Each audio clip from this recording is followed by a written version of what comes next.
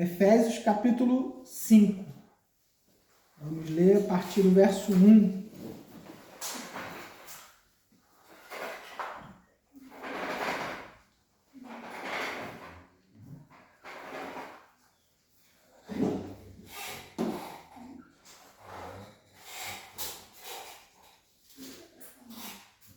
Efésios capítulo 5, a partir do verso 1.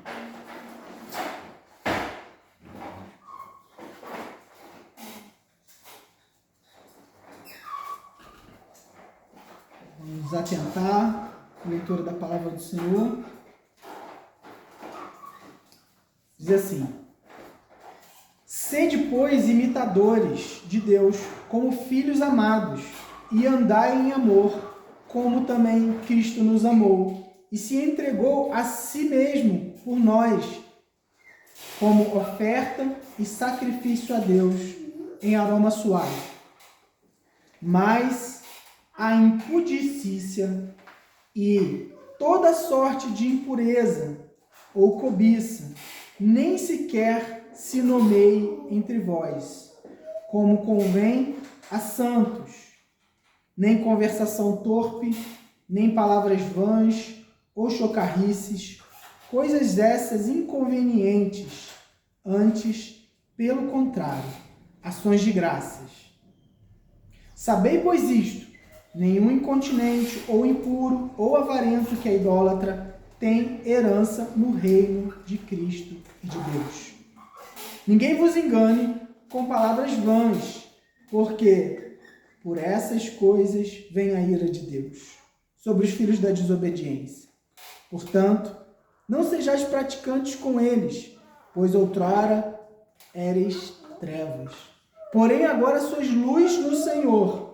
Andai como filhos da luz, porque o fruto da luz consiste em toda bondade e justiça e verdade, provando sempre o que é agradável ao Senhor. E não sejais cúmplices das obras infrutíferas das trevas, antes, porém, reprovai-as, porque o que eles fazem em oculto, o só referir é vergonha. Mas todas as coisas, quando reprovadas pela luz, se tornam manifesta, porque tudo que se manifesta é luz. Pelo que diz: Desperta, ó tu que dormes, levanta-te de entre os mortos, e Cristo te iluminará. Portanto, vede prudentemente como andais, não como necios, e sim como sábios, remindo o tempo, porque os dias são maus. Por esta razão, não vos torneis insensatos, mas procurais compreender qual a vontade do Senhor. E não vos embriagueis com vinho, no qual há dissolução, mas enchei-vos do Espírito Santo, falando entre vós com salmos e entoando e louvando de coração ao Senhor, com hinos e cânticos espirituais, dando sempre graças por tudo a nosso Deus e Pai, em nome do nosso Senhor Jesus Cristo, sujeitando-vos uns aos outros no temor de Cristo. Senhor Jesus, te pedimos a iluminação para que a exposição desse texto, ó Deus, possa alcançar os corações daqueles que aqui estão, assim como também o meu. Eu te peço, ó Deus, que o Senhor encontre em nós terra boa, terra que frutifica, para que a palavra que será semeada venha, ó Deus, produzir muitos frutos, Pai. Nos ajuda, Senhor, fornecendo, ó Deus, a vida que vem do Senhor, por meio da Tua palavra, para que possamos andar em novidade de vida, para que possamos andar de modo digno da vocação que fomos chamados, para que possamos andar de forma que glorifiquemos ao Teu nome. Nos ajuda, Espírito Santo, para nos convencer da justiça, do juízo. Nos ajuda, Senhor, e conduz-nos, Pai, cada vez mais ao conhecimento do Senhor e à prática de boas obras, que é fruto, Senhor, da Tua graça em nossas vidas. Em nome do Senhor Jesus. Amém. Meus irmãos, na década de 60, a década de 60 foi marcada por muitos movimentos que chamavam movimentos de liberdade, como o movimento hippie, né? É melhor a gente dizer que eram aqueles que dizem que são livres, mas eles são escravos da corrupção. Mas eles diziam que eram movimentos de liberdade. Então, o movimento hippie, principalmente das décadas de 60 e 70, ele deu à luz a muitos movimentos e muitas comunidades. E o lema era liberdade sexual, drogas e divertimento. Sexo, drogas e rock and roll, né? A gente ouviu muito isso daí já. Sexo livre, drogas livre e diversão que não glorificava a Deus. Podemos nos divertir para a glória de Deus, podemos ter intimidade no casamento para a glória de Deus e não precisamos nos embriagar com vinho, mas enchermos do Espírito Santo. Então, no meio desses movimentos, surgiu-se também algumas seitas. E eu quero aqui destacar uma seita que surgiu nesse período de um líder nos Estados Unidos chamado Charles Manson. Não sei quantos de vocês já ouviram falar do Charles Manson. Esse homem começou a formar uma comunidade religiosa dentro de uma comunidade lá nos Estados Unidos. E essa comunidade era uma comunidade que entendia que ele era uma espécie de divindade. E começaram a segui-lo. E a gente sabe que isso acontece em muitos outros movimentos, mas eu queria destacar só esse nesse momento. Começaram a segui-lo, a ponto dele começar a dizer que futuramente haveria uma perseguição de raças. Uma raça iria destruir a outra raça. Etnia. E ele começou a provocar esse povo para que eles começassem a fazer chacinas e matar essas pessoas. Tinha liberdade sexual, muito álcool, muita droga e violência. E todos acreditavam que esse homem era uma divindade que estava prevendo um apocalipse. E eles precisavam se proteger desse apocalipse.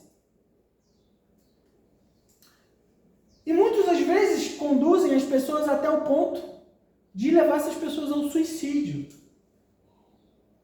E a gente corre o risco de passar por isso, corremos se a gente não ouvir esse primeiro conselho aqui do verso 1, que o apóstolo Paulo diz. Ele diz: sede, pois, imitadores de Deus como filhos amados e andai em amor, como também Cristo vos amou e se entregou a si mesmo por nós, em oferta e sacrifício a Deus em aroma suave. Meus irmãos, Paulo está nos convidando para que a gente se torne imitadores de Deus. Nos versos anteriores a gente vê diversas características desses imitadores e entendemos ainda que esse é o chamado principal das nossas vidas, para que a gente seja conforme Cristo. Andar como imitadores de Deus em amor. E qual é o pressuposto e qual é a característica que ele destaca aqui desse amor? É um amor que aceita tudo? É um amor que aceita o pecado, como se falam por aí hoje? É um amor que não existe confrontação? Não. Mas é um amor conforme Cristo, que também nos amou. E ele se entregou. E ele se sacrificou. Lá na escola essa semana tinha uma moça que estava na secretaria e estava falando assim: a menina estava me evangelizando lá, nem dei ideia. Quase que eu fiquei com vontade de dizer para ela que eu era macumbeira só para ela parar de me amolar. Esses crentes, eu do lado assim, não tive oportunidade, mas quando eu ensaiei, deu o horário da minha aula, eu tive que entrar. Mas eu pensei em dizer para ela assim, você não imagina o quanto essa moça entende que ela tá te amando quando ela prega para você. Então você devia se sentir grata. Não deu tempo, eu entrei. E trabalho, sabe como é que é, né? Mas, meus irmãos, como que a gente pode dizer que nós somos os crentes que não evangelizam? Que não falam desse amor? Eu não vou falar porque vão pensar alguma coisa de mim, vão achar que eu sou chato. Você já viu aquela frase? Você pode ser crente, mas você não pode ser chato.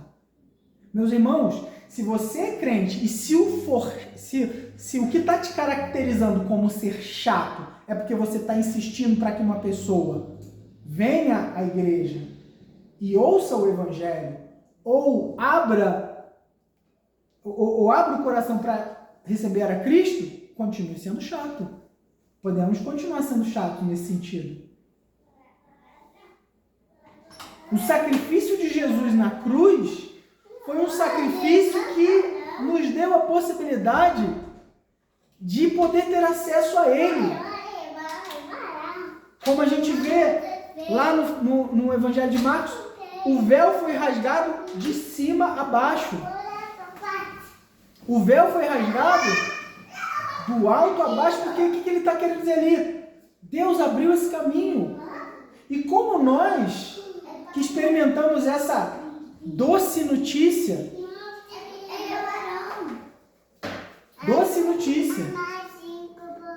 para aqueles que gostam de salgado, pode ser uma notícia de um salgadinho também.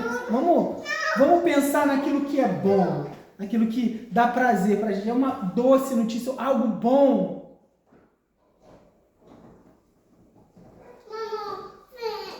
Quando a gente fala de alguma coisa boa e a gente manifesta amor, a gente quer partilhar aquilo com outras pessoas. Então essa é a característica do amor. É falar a verdade para a pessoa. E eu digo a vocês, meus irmãos, não há necessidade da gente ser nem grosseiro. Porque simplesmente quando você fala, o próprio evangelho já ofende, né? Quando você chama uma pessoa, diz uma pessoa, convida ela ao arrependimento. E aí nos versos seguintes, o apóstolo Paulo, ele vai estabelecer um contraponto. Eu sempre uso essa expressão contraponto, é uma expressão que vem da música, né? Que é uma coisa que está em oposição. Mas ele vai dizer que seja imitadores de Deus como filhos amados, entenda o sacrifício de Cristo como a base para esse amor. Verso 3. Mas a impudicícia. O que é impudicícia, gente? É algo que não caracteriza uma vida de pudor. Ou no português, vamos usar um português mais fácil de se entender, como diziam nossos avós, é quem não tem vergonha na cara. Impudicícia. Você podia dizer assim, mas toda falta de vergonha na cara, longe de vocês, toda falta de vergonha na cara. E aí, isso caracteriza muito a quem nós estamos imitando. Será que quem a gente imita, e aqui a gente estabelece também mais um contraponto entre o Charles Manson, esse líder de seita que levou todo mundo ao pecado, e ser imitador de Deus, de Cristo, ele já estabelece aqui, mas toda impudicícia e toda sorte de impureza. Impudicícia, falta de vergonha. Às vezes a gente vai aconselhar uma pessoa, eu preciso de conselho, por quê? Eu estou apaixonado por uma pessoa. Como é que essa pessoa é? Pessoa de Deus?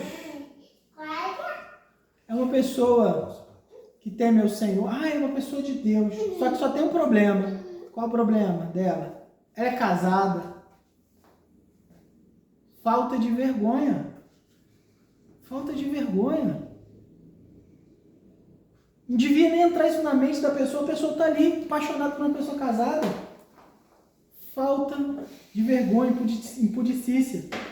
Ou toda sorte de impureza e cobiça. Meus irmãos, quando ele fala essa palavra aqui, cobiça, ela tem uma conotação negativa. Não dá para você ter uma cobiça positiva. A gente esteve investigando aqui, nesse sentido, essa cobiça tem a ver com uma avareza. E a avareza, Calvino fala que ela tem uma relação com você ser obstinado a buscar sempre mais de coisas que você não precisa e que não dá condição de você servir a outras pessoas.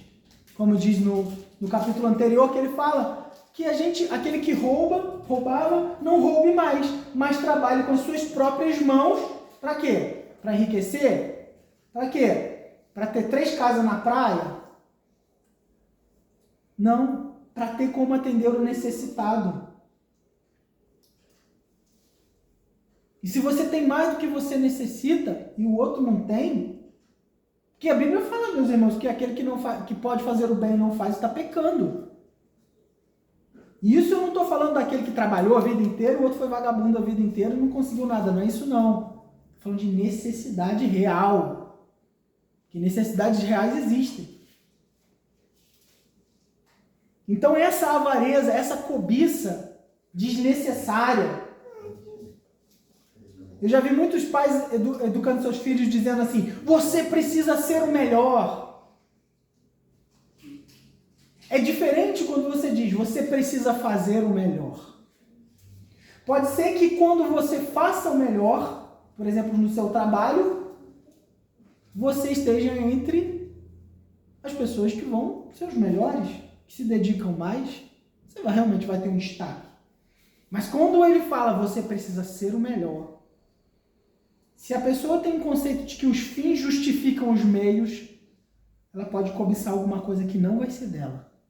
Como, por exemplo, o lugar do próprio chefe, ou criar uma situação para passar a perna no próprio chefe para tirar ele daquela posição.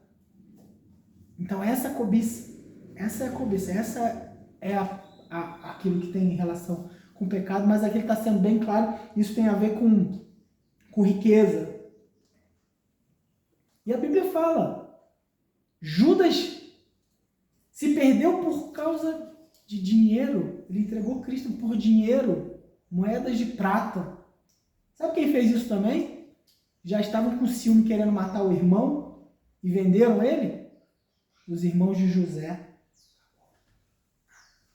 Eles já estavam com raiva do irmão e queriam fazer mal contra ele. Mas eles aproveitaram aquela situação horrível que eles estavam promovendo ainda para se beneficiar financeiramente, vendendo o próprio irmão para os midianitas. O que é isso? Cobiça. E sabe o que ele fala? Nem sequer nomeie entre vós como convém a santos. Esse é um bom texto aqui para a gente ler com os nossos filhos. Quando fala tem filhos adolescentes, né? Quando você passa assim na sala, aí você está vendo que eles estão vendo uma besteira no Amazon lá, no Netflix, que seja. E aí a nossa vontade, sabe qual que é? Chegar lá e falar: desliga isso agora! Né? E aí você vai observando, Senhor me dá sabedoria, porque lidar com adolescente tem que conversar, às vezes tem que dar o ponto final, mas tem que conversar, porque eles já entendem que eles fazem parte, né, das decisões. E aí você, em algum momento, você pode ler esse texto aqui e dizer aqui, ó, existem coisas que nem convém a gente nomear, porque isso não tem relação com santos. Não dá nem para a gente falar a respeito daquilo, não é bom nem que saia da nossa boca. Se é bom que não saia nem da boca, e aí, aqueles filmes lá que vocês estão vendo? O que vocês pensam a respeito disso?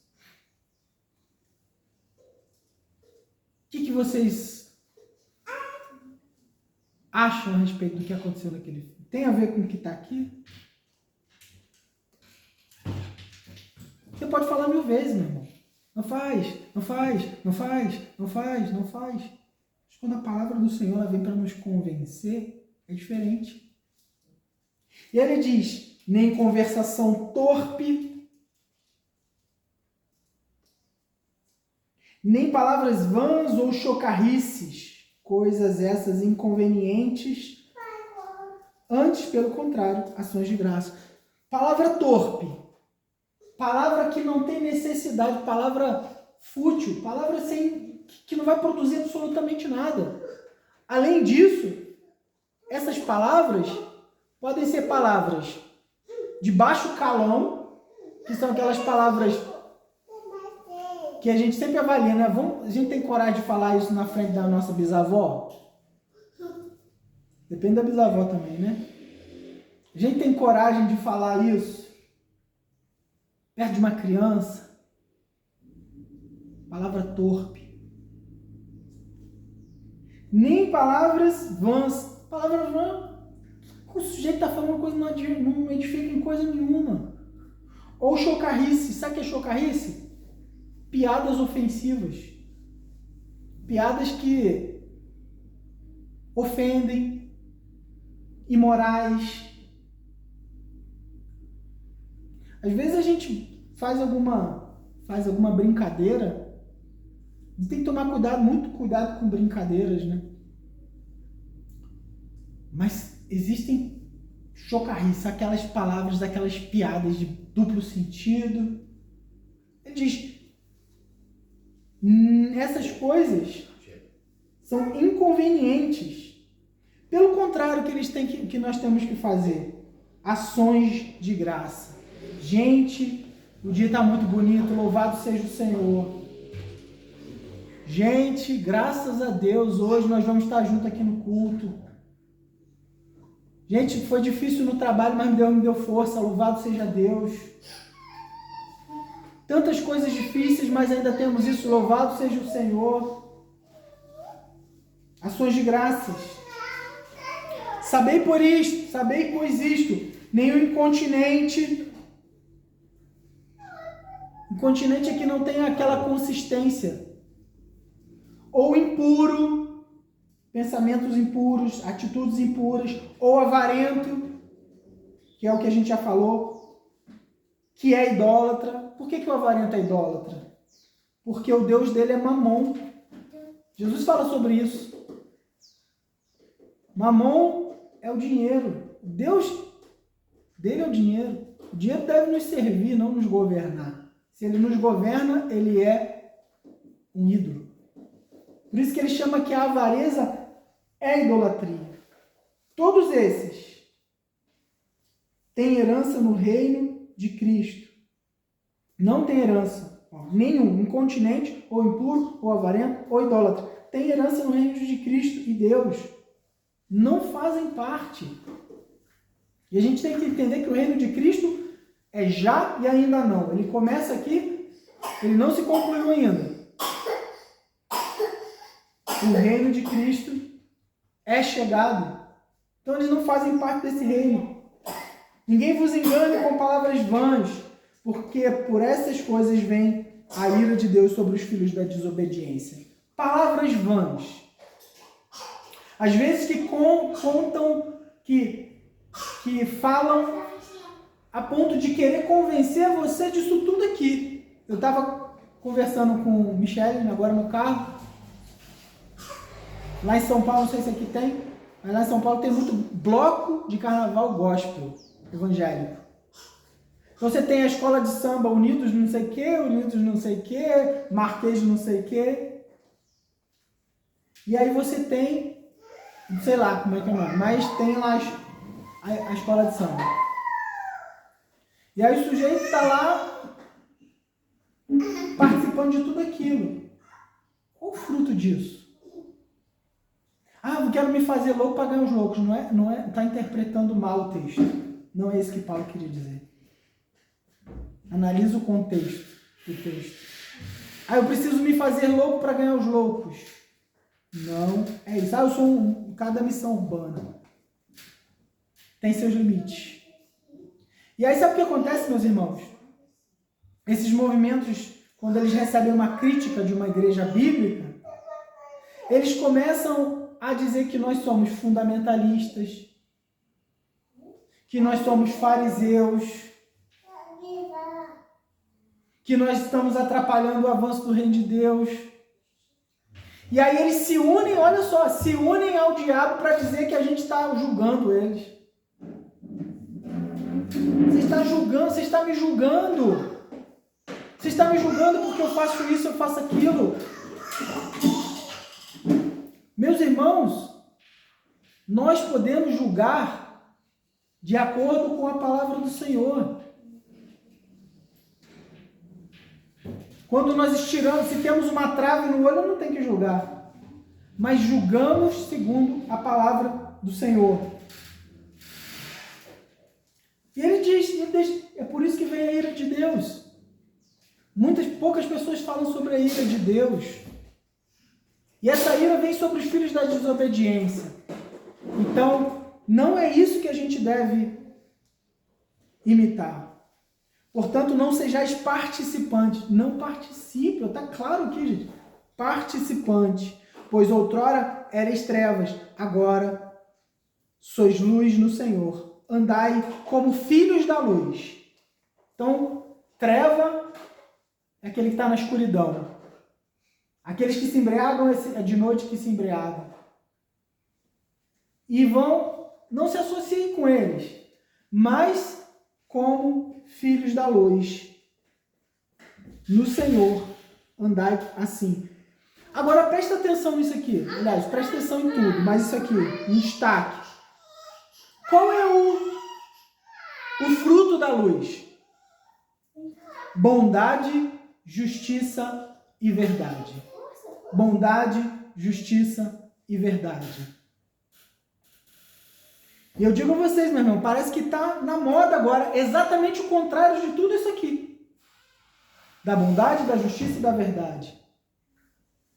Parece que virou moda você ser mal. Ah, é muito clichê ser bonzinho. Esse dia a gente estava falando sobre o Superman, né? Que ele não mente, que ele... Tudo certinho, né? Na história dele ele é assim. Que ele pensa em fazer o bem, ajudar as pessoas, salvar as pessoas. E quem é que se interessa por isso hoje? Isso é muito clichê, segundo a visão do mundo. A bondade é clichê, porque há um tempo atrás a gente ficava preocupado, meus irmãos, com mensagem subliminar, lembra? Tinha até gente que falava assim, se girar o disco ao contrário, vai ter uma mensagem diabólica aqui, cuidado, hein? Hoje está claro, está explícito, em todos os lugares. A maldade virou uma coisa bonita. As pessoas se encantam com a maldade. Justiça. Quem é que se encanta hoje com a justiça? Tem um site que chama Boas Notícias, Notícia do Bem, alguma coisa assim. De vez em quando eu dou uma olhada lá. Como eu gosto de ver muito assunto de política, né? A adrenalina vai lá no alto. Às vezes eu falo, precisa de uma notícia boa, né, gente? Né? Minha esposa me ama porque eu assisto TV Senado. Né? Mas você está sempre acompanhando, você vai ver a justiça parece que virou norma agora ser injusta. A característica da justiça no Brasil se tornou injusta. Então, longe de toda bondade, justiça e verdade, tem gente recebendo dinheiro para poder dar depoimento falso diante de um tribunal, claramente mentindo. Parece que virou normal. Você fala, pessoa, olha, eu vou dizer uma coisa para vocês, meus irmãos. A mentira, quando uma pessoa mente, ela vai entrando num poço sem fundo. Porque quando você mente, às vezes você é confrontado naquela mentira, você tem que criar uma outra mentira para apoiar aquela mentira. Porque quando uma pessoa mente, ela é confrontada, ela devia fazer o seguinte, me perdoa porque eu menti porque eu estava com medo disso acontecer. Mas normalmente quando uma pessoa pega na mentira, o que ela faz? Ela mente, aí ela tem que criar uma outra mentira. Ah, eu cheguei atrasado porque aconteceu um acidente ali, ele dormiu até tarde. Aconteceu um acidente, a gente já sabe o que aconteceu no meio do caminho. E vai criando uma mentira em cima da outra mentira, e aquilo vai virando uma bola de neve. Meus irmãos, quando a nossa boca pensar em sair alguma coisa que não é verdade, a gente devia se sentir muito mal. Sentir um amargo na boca na hora de sair. Devia ser muito difícil isso acontecer. Meu Deus, eu preciso dizer a verdade hoje para o meu chefe. Vai ser difícil, mas o teu nome vai ter que ser glorificado. Um colega, um pastor conhecido meu, um dia teve que se converteu na aeronáutica e teve que dizer para o comandante dele que ele estava roubando lá. Ele foi lá e contou. Ele ia ser preso. Ele recebeu perdão. Porque o coração dele estava em Deus. E Deus se mostrou forte. Mas imagina você chegar para um comandante e mostrar que eu roubei tudo isso aqui.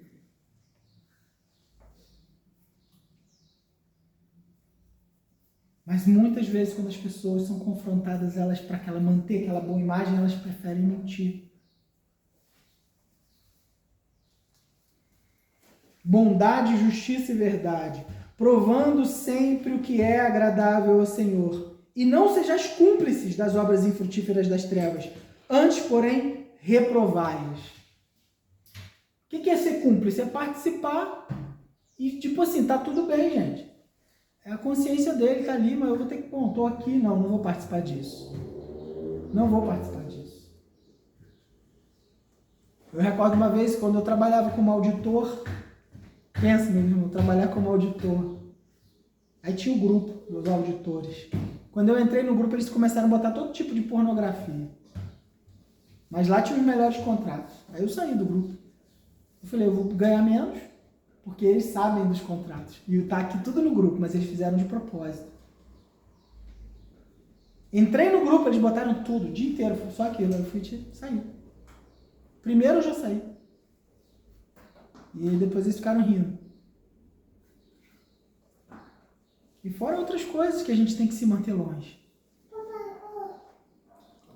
Então a palavra diz reprovai-as. Pô, mas você é um chato, gente. Você é um estraga-prazer. Sabe?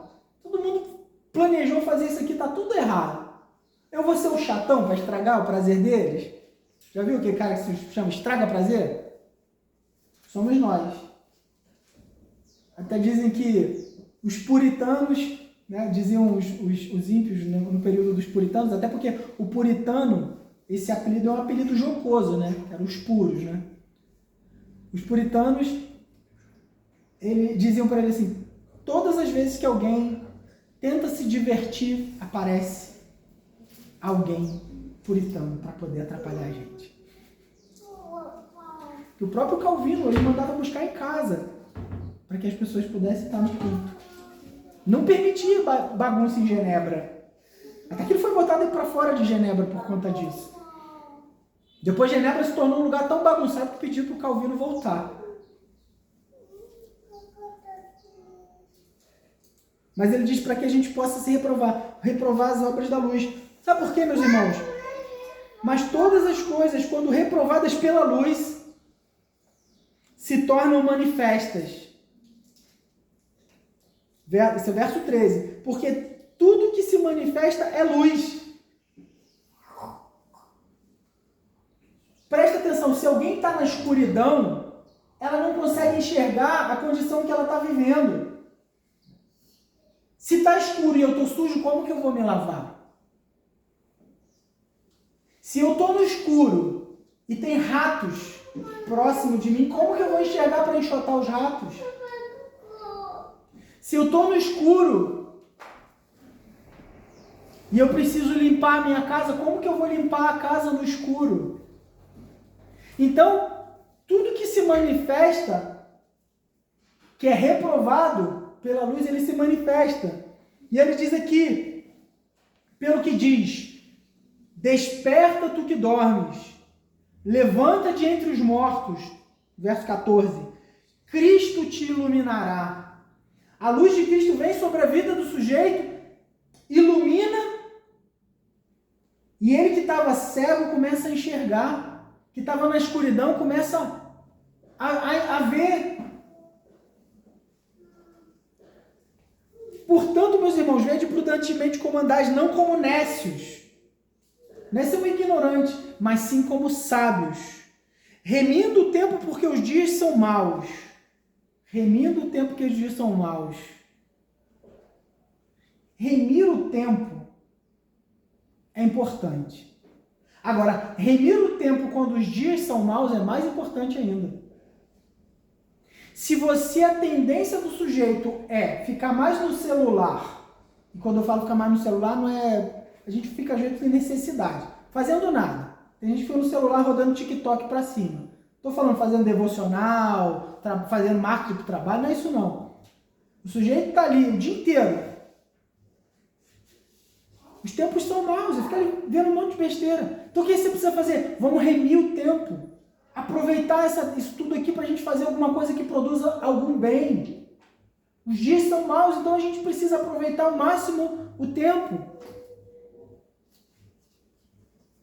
Por esta razão, não vos torneis insensatos, mas procurai compreender qual é a vontade do Senhor. E não vos embriagueis com vinho, onde há dissolução, mas enchei-vos do Espírito Santo. Então, o que ele está querendo dizer? Tem momentos que a gente fala assim, eu vou fugir um pouquinho da realidade. Está muito difícil. Eu vou fugir um pouquinho da realidade, então eu vou tomar um vinho aqui até cair. Mas ele está dizendo assim, não é isso que você precisa fazer. Não é isso que você precisa fazer, se embriagar. O que é embriaguez, meus irmãos? Já viu alguém embriagado na rua, como é que é horrível? O sujeito está sofrendo, o que eu vou fazer? Eu vou me embriagar. Porque quando eu me embriago, eu fujo da realidade. Aí sai cambaleando no meio da rua, passando vergonha. Então, o vinho tem esse poder, usado além, em demasia, ele tem poder de te embriagar, de te tirar da realidade. Eu falo de vinho aqui, mas a gente pode falar de qualquer outra droga. Até remédio. Mas ele diz, você não vai fazer isso não, meu irmão. Sabe o que você vai fazer? Você vai ser cheio do Espírito Santo. E ele dá uma receita aqui. Como é que é a receita de ser cheio do Espírito Santo? A igreja. Falando entre vós com salmos, cantando a palavra de Deus, entoando e louvando de coração, com hinos e cânticos espirituais. Cânticos espirituais são cantar a palavra de Deus. E ser grato, agradecendo sempre por tudo a Deus e Pai em nome do nosso Senhor Jesus Cristo. E sujeitando uns aos outros, no temor de Cristo. Eu vou me sujeitar a uma pessoa que não tem temor de Cristo? Não. Mas se uma pessoa teme a Deus, e ela vem com a palavra de Deus na minha vida, eu posso me sujeitar a ela. Porque essa pessoa teme a Deus. Então, meus irmãos, em resumo, nessa parte, Deus estabelece para que a gente possa imitar a Ele. Ele estabelece princípios que eles devem ser destacados nas nossas vidas. e reprova as obras da carne. As vãs filosofias, as ideias vãs, são aquelas que nos levam ao pecado. Então a minha oração nessa manhã é para que Deus possa nos ajudar a andar de acordo com a vontade do Senhor, não de acordo com a imaginação dos homens.